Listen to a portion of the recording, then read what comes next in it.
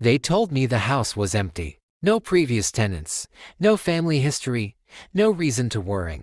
Just an old place no one wanted anymore. The kind of house people forget exists. It sat at the very end of Blackwood Lane, surrounded by dead trees and silence so thick it felt intentional. Even during the day, the air around it seemed heavier, like the house was holding its breath. I remember standing there with the keys in my hand, thinking the quiet was peaceful. I didn't realize then that silence can be a warning. I moved in on a Sunday evening, just before sunset. The landlord didn't come inside with me. He handed over the keys quickly, avoided eye contact, and left without saying goodbye. That should have been the first sign. Inside, the house smelled old, not rotten, just forgotten. Dust covered the furniture, but everything was still there, as if someone had left in a hurry and never returned. The mirrors were already hanging on the walls. The clocks were still ticking, and every door was unlocked. The first night passed without incident, but I didn't sleep well. The house made noises, soft creaks,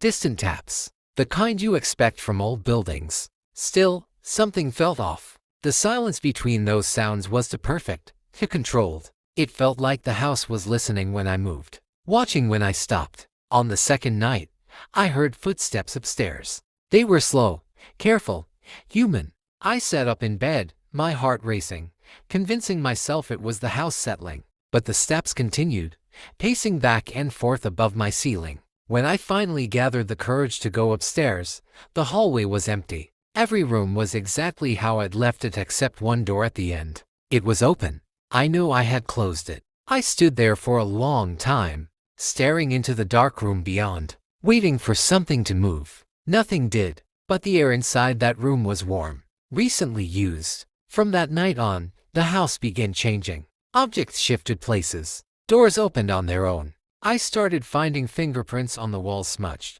and even stretched too long to belong to a normal hand. I cleaned them, but they always came back, and always higher than before. By the fourth night, the whispers started, not loud enough to understand, but clear enough to recognize my name. I stopped using the mirrors after I saw my reflection blink when I didn't. Every night at exactly 3:17 a.m., the house came alive. The floorboards groaned like they were underweight. The walls breathed, and something moved just outside my bedroom door, casting a shadow that didn't match any human shape. I never opened the door. I never answered when it whispered. One night, I looked out the window. She was standing there, tall, still, watching. Her eyes were wide and unblinking. Her mouth stretched into a smile that didn't belong on a human face. She didn't move when I turned on the lights. She didn't disappear when I screamed. She only vanished when I blinked. And in her place, pressed against the glass, was a handprint on the outside.